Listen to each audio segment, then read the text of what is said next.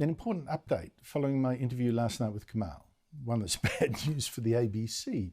Kamahl, if you're watching, you saw last night called out ABC broadcaster Philip Adams for his cowardice, for not apologising to Kamahl publicly for mocking him as Sir Donald Bradman's honorary white man, as if Bradman was a terrible racist and his friend Kamahl was a racial sellout. Philip is not facing the fact. He doesn't seem man enough to own it and just get over it. Well, one viewer watching that last night was National Senator Ross Cadell, who was furious because he was the politician last week who asked the ABC boss, David Anderson, in Senate estimates about that insult and got this response that Adams had at least apologised privately to Kamahl.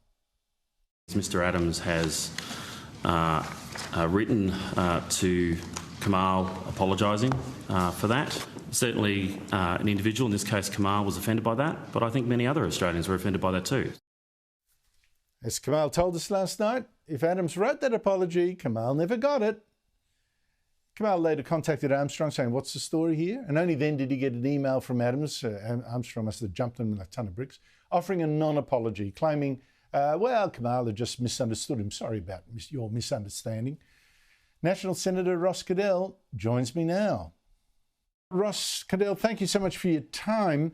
Has the ABC boss misled Parliament, misled your committee with that answer to you saying that Adams had apologised to Kamahl?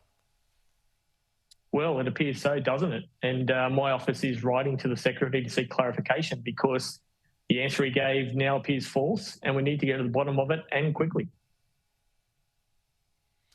How serious is it to give an answer, deliberately or not, that is misleading, that is untrue?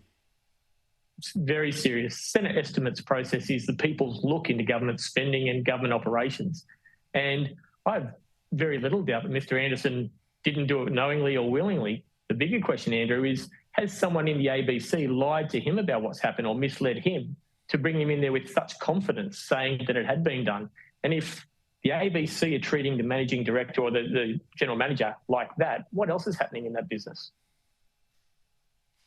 Well, that's a very, very good point, because there were other aspects to his evidence that suggest that he wasn't being told the truth or not told quickly enough what actually happened with some of the ABC broadcasts that have been called biased. He had no clue. When you're asking him for an explanation, does he have to come to Parliament and in front of you guys again and say what the truth is? Well, unfortunately for Mr Anderson, he has to come anyway. We'll have other estimates later on the year. But this will go as a question of notice or a letter directly from the committee. And he should come forward. He should say what's happened because we need to know.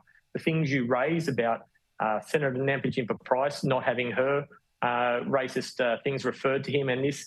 And I asked him in estimates, was he running a protection racket? He said he's not, but from the outside it looks very much like it.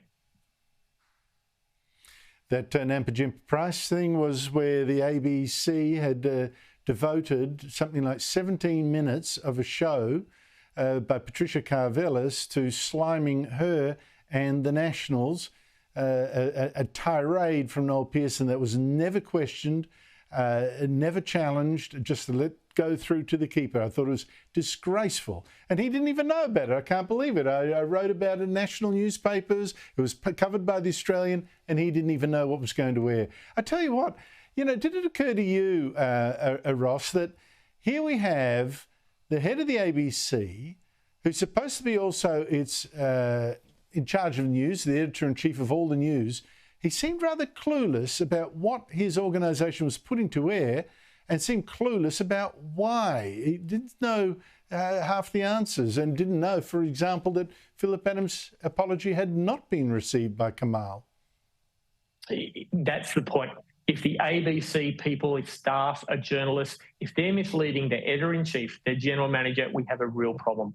There's some good people operating in the regions, keep the ABC going out there, but too many people in the cities, I think the A in ABC stands for Activist Broadcast Network, and it's not good enough. We need to have more clarity on what they're doing, and if they're not accountable to their own general manager or the Australian people, what's going on? Just a final thing, Ross Cadell. What do you expect the ABC to do with Philip Adams? Because we still have not had the ABC tackle what I think is the enormous cowardice here.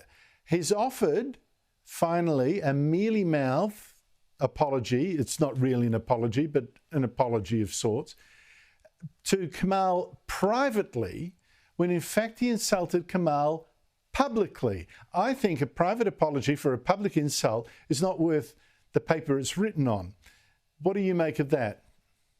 Andrew, we know that the woke are never wrong. So just like in this, Philip Adams can't be wrong. He's justified for whatever reasons of people misinterpreting him or anything like that. He needs to come out publicly and say he was wrong. He needs not only to do this to Kamahl, but he needs to do this to Don Bradman's family. He basically called the Don a white supremacist. A man, Nelson Mandela, said cancelling the test tour of Australia was the beginning of the end for apartheid. He just, knowledge doesn't get in the way of beliefs with these people. He has to swallow his pride and take ownership of what he said. Well put. Ross Cadell, thank you so much indeed for your time. Thank you, Andrew.